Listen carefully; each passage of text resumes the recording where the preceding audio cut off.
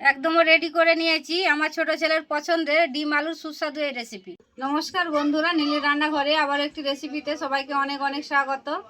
বন্ধুরা, আজকে আমি শেয়ার করতে চলেছি আমার ছোট ছেলের পছন্দের একটি রেসিপি। তো আমার ছোট ছেলে তো কোনো মাছ খায় না, ও ডিম খায়, ওর জন্য বেশিরভাগই আমাদের বাড়িতে ডিম হয়। তো দেখুন, আজকে ও ডিম নিয়ে নিয়েছি আর এখানে আলু কেটেছি। আজকে ডিম আলু দিয়ে সুস্বাদু একটি রেসিপি বানাচ্ছি, আপনারা পুরো ভিডিওটি দেখতে থাকুন। প্রথমে আমি ডিম আলু খুব ভালো করে সেদ্ধ করে নেব। তো তার জন্য কড়াইয়ের মধ্যে দেখুন জল বসিয়ে দিয়েছি। তো এবারে আমি ডিম আলুটা সেদ্ধ করে নেব।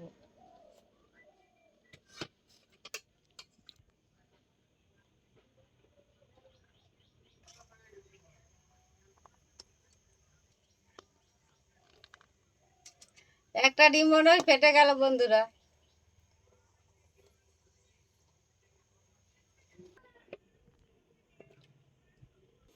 ডিম আলু আমি একই সাথে সেদ্ধ করে নেব, আর আলাদা করে সেদ্ধ করব না।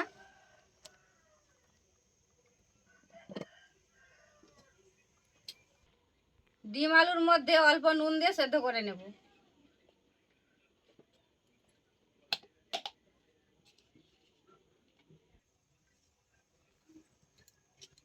ওইদিকে ডিম আলু সেদ্ধ হতে হতে তখনকে একটা মশলা বেটে নেব।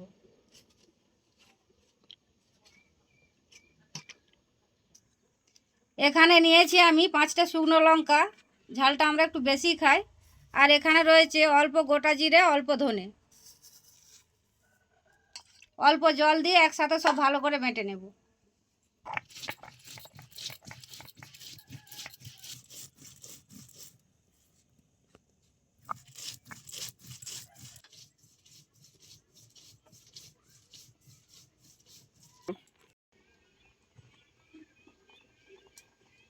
মশলাটা খুব ভালো করে বেটে নিয়েছি, এবার তুলে নেব।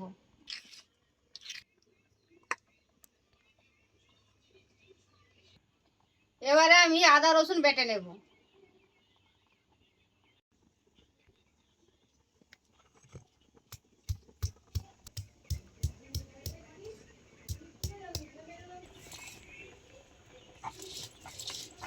আদাটা আমার বাটা হয়ে গেছে, এবার রসুনও বেটে নেব।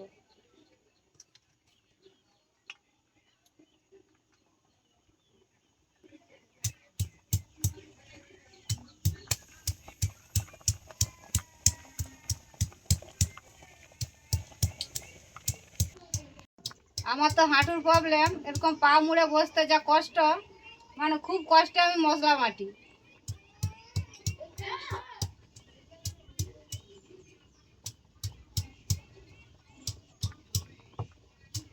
বেশিক্ষণ পা মুড়ে বসতে পারিনি, আর বেশিক্ষণ দাঁড়িয়ে থাকতে পারিনি, মানে এত পায়ের প্রবলেম। খুব কষ্ট হয় আমার মশলা বাটতে। রসুনটা আমি বাটবো না, দেখুন ছিঁচে নিয়েছি, এতে হয়ে যাবে।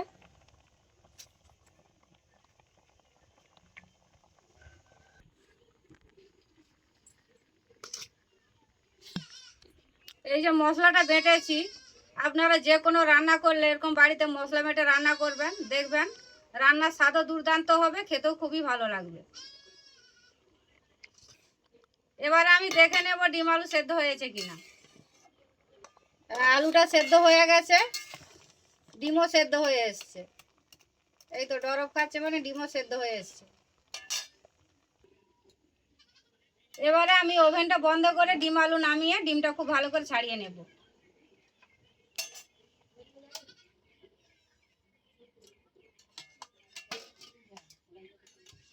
আগে ডিমটা তুলে নেই, তারপর আলুটা তুলবো।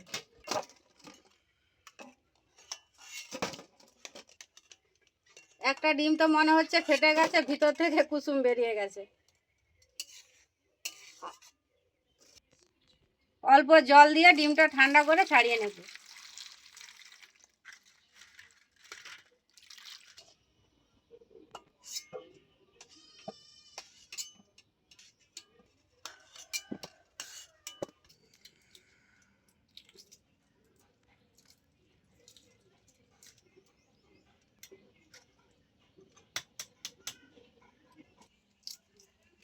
ডিম ভালো করে সেদ্ধ হয়ে গেলে ছাড়াতে বেশিক্ষণ যাবে না, খুব সহজেই ছাড়ানো হয়ে যাবে। সব কটা ডিম খুব ভালো করে ছাড়িয়ে নিয়েছি। এখানে কড়াইটাও খুব ভালো করে পরিষ্কার করে নিয়েছি। এবার আমি প্রথমে ডিমটা ভেজে নেব। তো তার জন্য কড়াইয়ের মধ্যে দিয়ে দিচ্ছি সাদা তেল।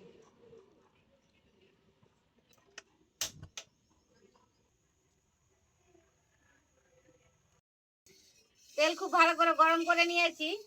এবার আমি ডিমের মধ্যে নুন হলুদ খুব ভালো করে মাখিয়ে ডিমটা ভেজে নেব। দিয়ে দিচ্ছি অল্প হলুদ গুঁড়ো।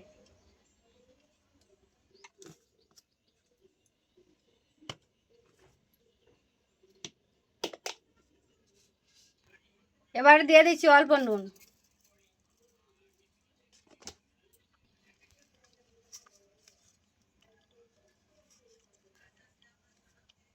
সব ডিমগুলো গোটা গোটা রয়েছে, একটা ডিমের মধ্যে হাফ কুসুম বেরিয়ে গেছে দেখুন। তো এবারে আমি ডিমগুলো ভেজে নেব।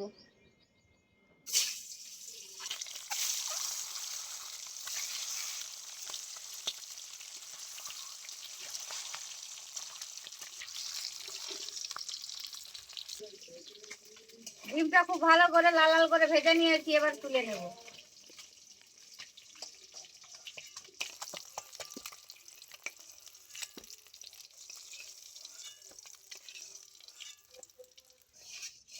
একই তেলের মধ্যে এবার আমি আলুটাও ভেজে নেব।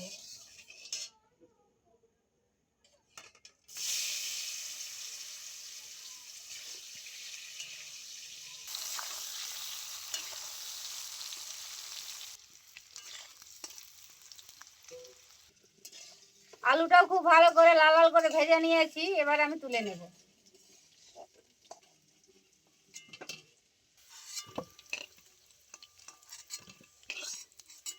ডিম আলু তো খুব ভালো করে ভেজে নিয়েছি। আবারও দিয়ে দিচ্ছি রান্নার জন্য কড়াইয়ের মধ্যে সরিষার তেল।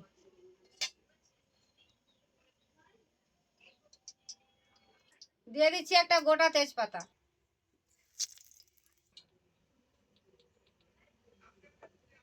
দিয়ে দিচ্ছি এবারে অল্প হিং। এবারে দিয়ে দিচ্ছি আমি পরিমাণ মতো পেঁয়াজ কুচি।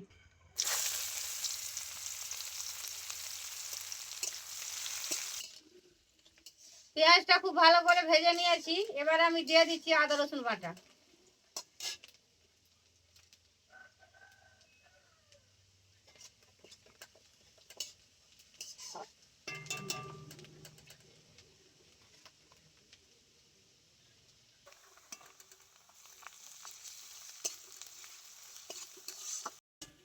পেঁয়াজ রসুন খুব ভালো করে ভেজে নিয়েছি, এবারে দিয়ে দিচ্ছি আমি আদা বাটা পরিমাণ মতো।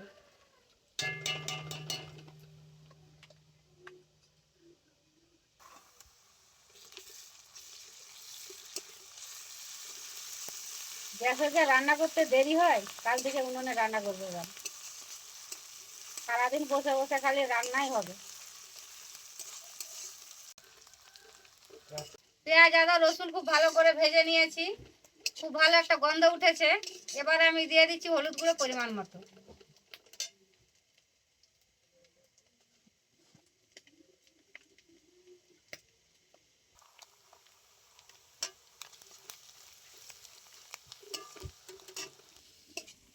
এবারে আমি দিয়ে দিচ্ছি বেটে রাখা মশলা।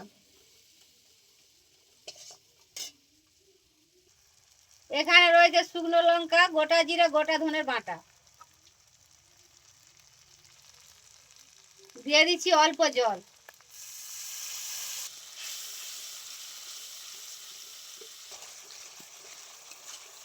মশলার কালারটা দেখুন বন্ধুরা, একদম পারফেক্ট হয়েছে। মশলা বেশ কিছুক্ষণ কষিয়ে নিয়েছি, মশলা থেকে খুব ভালো তেল ছেড়ে গেছে। এবারে আমি আগে থেকে ভেজে রাখা আলুটা দিয়ে আরো বেশ কিছুক্ষণ কষিয়ে নেব।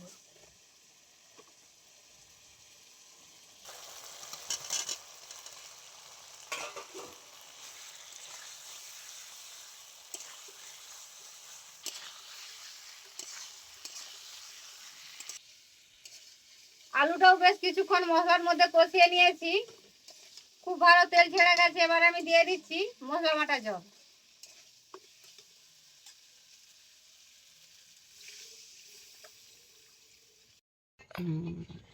বন্ধুরা ডিমের ঝোলের কালারটা দেখুন।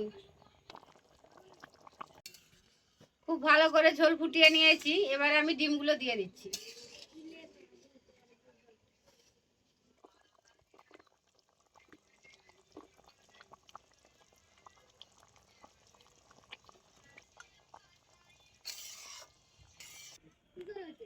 এবার আমি দিয়ে দেব অল্প নুন স্বাদের জন্য।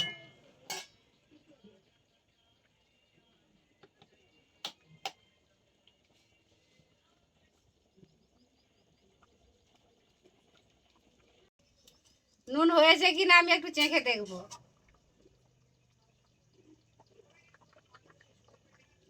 আজকে আমার বড় ছেলে বলেছে চেখে দেখতে। রান্না করতে করতে চাখতে নেই, নুনটা ঠিকই হয়েছে। রান্নাটা আমার প্রায় শেষের মাথায় হয়ে এসছে। এবারে আমি অল্প কাসুরি মেথি ছড়িয়ে নামিয়ে নেব।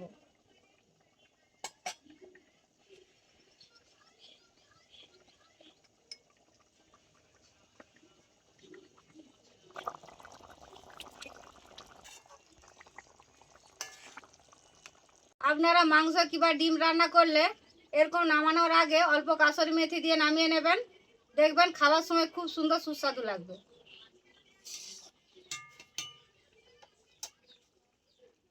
এবারে নামিয়ে নেব।